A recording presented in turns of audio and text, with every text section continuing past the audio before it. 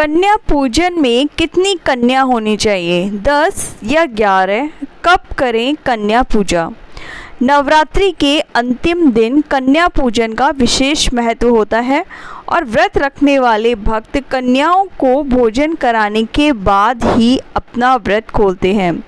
कन्याओं को देवी माँ का स्वरूप माना जाता है और मान्यता है कि कन्याओं को भोजन कराने से घर में सुख शांति और संपन्नता आती है। कन्या भोज नवरात्रि में अष्टमी और नवमी के दिन क्या कन्या भोजन का विधान ग्रंथों में भी बताया गया है कि 2 से 10 साल तक उम्र की 9 कन्याओं को भोजन कराने से हर तरह के दोष खत्म होते हैं और इस बीच यदि कन्याएं 10 वर्ष से कम आयु की हों तो जातक को कभी भी धन की कमी नहीं होती और उसका जीवन उन्नतिशील रहता है। इस साल शारदीय नवरात्रि की अष्टमी तिथि का आरंभ 10 अक्टूबर को दोपहर 12:31 से हो रहा है, जिसका समापन अगले दिन 11 अक्टूबर को 2024 को दोपहर 12:06 पर होगा। अष्टमी तिथि के समाप्त होते ही नवमी तिथि शुरू हो जाएगी, जिसका समापन 12 अक्टूबर को 10:11 पर होगा। उदया तिथि के आधार पर इस बार अष्टमी और नवमी तिथि का व्रत 11 अक्टूबर 2024 को एक दिन ही रखा जाएगा। कन्या पूजन 2024 में कब करें? 11 अक्टूबर को अष्टमी और नवमी तिथि साथ में पड़ रही है। इस आधार पर महाअष्टमी और महानवमी तिथि के खास संयोग में कन्या पूजा 11 अक्टूबर को ही करें। कन्या पूजन के दिन घर आई कन्याओं का सच्चे मन से स्वागत करना चाहिए। इससे देवी माँ प्रसन्न होती हैं और इसके बाद स्वच्छ जल से उनके पैरों को धोना चाहिए।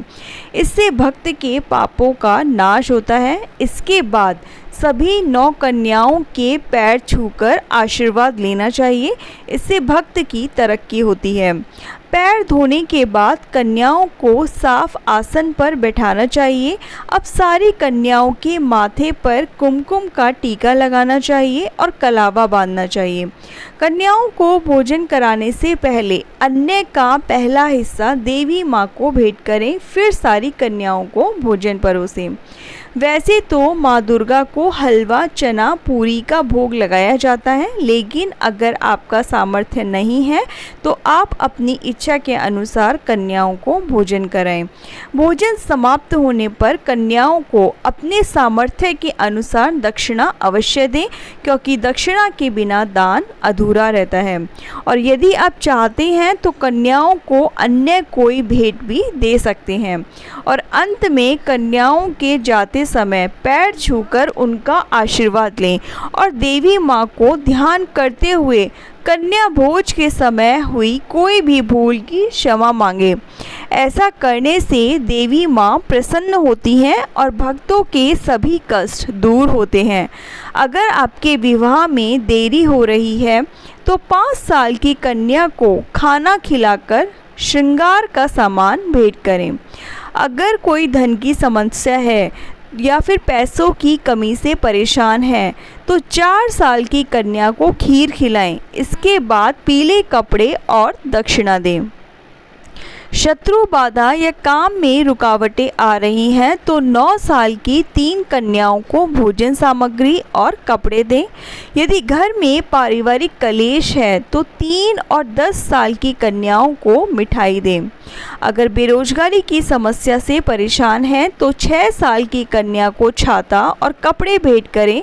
सभी समस्याओं का निवारण के लिए 5 से 10 साल की कन्याओं को भोजन सामग्री देकर दूध, पानी या फलों का रस भेंट करें। सौंदर्य सामग्री भी दें। कन्या भोजन से पहले और बाद में क्या करें? कन्याओं को भोजन करवाने से पहले देवी को चढ़ाएं। इसके बाद कन्या भोज और पूजन करें। कन्या भोजन न करवा पाएँ तो भोजन बनाने का कच्चा सामान जैसे चावल, आटा, सब्जी और फल कन्या के घर जाकर उन्हें भेंट कर सकते हैं। तो दोस्तों, अगर आपको आज की वीडियो अच्छी लगी हो तो प्लीज़ चैनल को लाइक, शेयर और सब्सक्राइब ज़रूर कीजिए। धन्यवाद।